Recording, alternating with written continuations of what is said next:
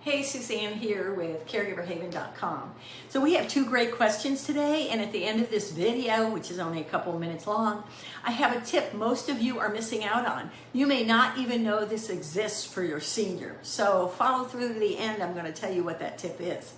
So question number one we have today is, my parent with dementia gets anxious when I discuss advanced directives. Should I avoid this conversation or approach it differently? Well, anxiety and dementia go hand in hand. Anything you mention to your senior when they have dementia might cause anxiety. But this is a common and sensitive challenge. Avoiding the topic completely isn't the best approach. We know that. But reframing the conversation can help tremendously. Instead of diving straight into specifics about death or severe illness, shift the conversation to reassuring themes such as comfort, dignity, honor, and honoring their wishes. Try approaching this conversation gradually, choosing moments when your parent feels relaxed and secure. You can introduce it gently by talking about how advanced directives ensures that their choices and their values are always going to be respected.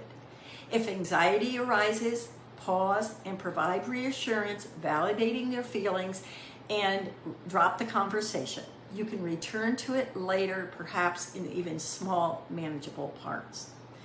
Another approach is to give them options. What I mean by this is, for example, say something like, I hope you know that I never want to be on life support.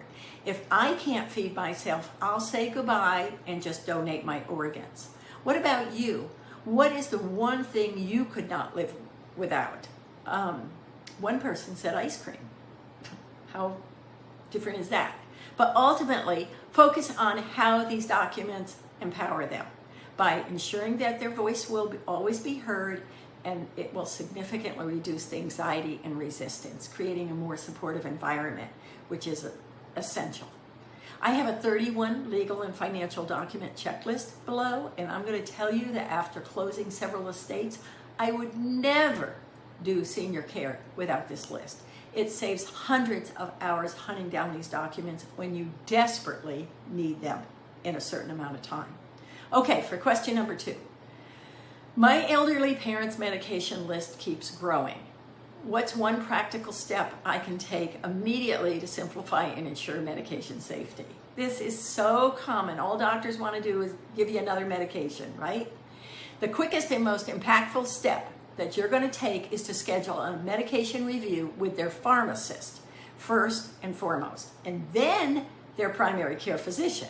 Do these two steps immediately. This process is going to significantly simplify their medication routine and improve their safety. You know, hospice and palliative care does this. They take the senior off all their medications, and sometimes what happens? Well, the senior perks right up. Then what do, right? They take them back out of hospice or palliative care. Anyway, during a medication review, the pharmacist makes sure there are no interactions and asks you and your senior about any side effects you might be experiencing based on the medications that they're taking. What are you seeing in your senior? And then the physician evaluates each prescription to ensure that they're still necessary, correctly dosed, okay? And then this physician also contacts the other specialists your senior has to discuss the medications they put your senior on so that everyone is on the same page and being a drug minimalist, as I call it. Okay, these results in simplifying the list by discontinuing or combining certain medications, clarifying dosing schedules, and even transitioning to medications that could be taken less frequently makes the cost go down too. So there's an added benefit there. In addition, consider using a pill organizer or a medication reminder app. This small but powerful action is going to reduce confusion, ensure consistency, and immediately enhance safety. So what I'm saying here is that many seniors are on the Advantage plan, and this actually gives money to get these devices. So you might, I know people who get an Apple Watch for free with these Advantage plans. They'll pay for that. They'll pay for all sorts of devices. Absolutely check if your seniors plan has extra money for all sorts of senior devices. Some of them, they give you a chunk like $100 every quarter. Some are different.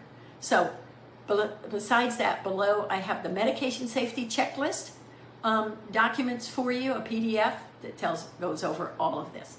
Okay, that's it for today. Take care. We'll talk soon. Bye-bye.